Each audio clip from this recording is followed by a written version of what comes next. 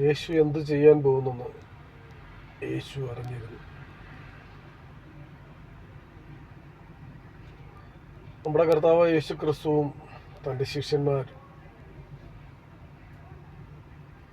അവർ തിബിരിയാസ് കടൽക്കരയിൽ അക്കരെ കടക്കുവാൻ ശിഷ്യന്മാർ ഒരുമിച്ച്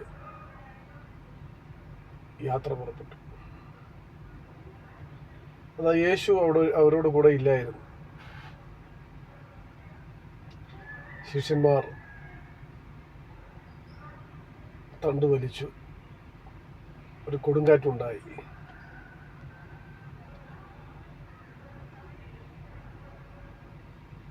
അവർ വളരെ ഭയപ്പെട്ടിരുന്നു.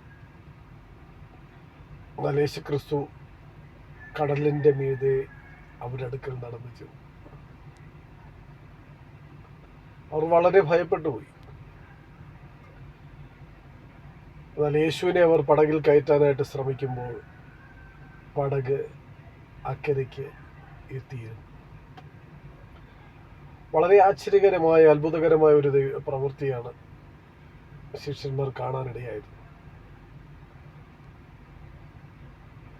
അവർ എന്തിനാൽ ഭാരപ്പെട്ടോ, എന്തിനാൽ പ്രയാസപ്പെട്ടോ, എന്തിനാൽ അവര് വലഞ്ഞിരുന്നോ, ആ സാഹചര്യത്തിൽ നിന്ന് അവർ യേശു കടലിന്റെ മീതെ നടക്കുന്നത് കണ്ടിട്ട് ആശ്ചര്യപ്പെട്ട് യേശുവിനെ തങ്ങളുടെ പടകിലേക്ക് കയറ്റുവാൻ അവർ ആഗ്രഹിച്ച സമയം കൊണ്ട് അവരുടെ പടക് അക്കരെ എത്തിയിരുന്നു. പ്രിയപ്പെട്ടവരെ, നമ്മുടെ വിശ്വാസ ജീവിത യാത്രയിൽ നാം യാത്ര ചെയ്യുന്ന പടക് നമ്മുടെ കുടുംബം, നമ്മുടെ സഭ എത്രയോ പ്രയാസപ്പെടുന്നു അക്കരെ എത്തുവാൻ.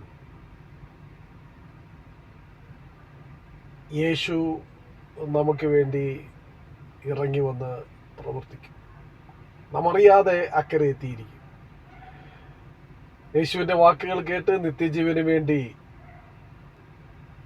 വിശ്വാസത്താൽ ഇറങ്ങി പുറപ്പെട്ട വ്യക്തിയാണോ നിങ്ങൾ?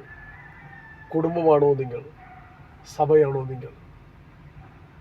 നിങ്ങൾ യേശുവിൻ്റെ മുഖത്തേക്ക് മാത്രം നോക്കി യാത്ര ചെയ്താൽ എത്ര പ്രതിസന്ധികളുണ്ടെങ്കിലും, എത്ര കൊടുങ്കാറ്റടിച്ചാലും, എത്ര പ്രതികൂലമുണ്ടായാലും, ഏതെല്ലാം ജീവിത സാഹചര്യത്തിലൂടെ കടന്നു പോകേണ്ടി വന്നാലും നിശ്ചയമായിട്ട് നിങ്ങൾ അക്കരെ എത്തിയിരിക്കും. അതിനായി സർവശക്തനായ ദൈവം നിങ്ങളെ സഹായിക്കട്ടെ, നമ്മളെല്ലാവരെയും സഹായിക്കട്ടെ. ഈ വചനങ്ങളെ കൊണ്ട് ആശ്വസിപ്പിച്ചു കൊള്ളുവീൻ. ആമേൻ.